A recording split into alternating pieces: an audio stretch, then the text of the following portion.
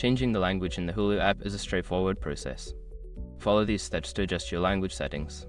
Step 1. Open the Hulu app. Launch the Hulu app on your device.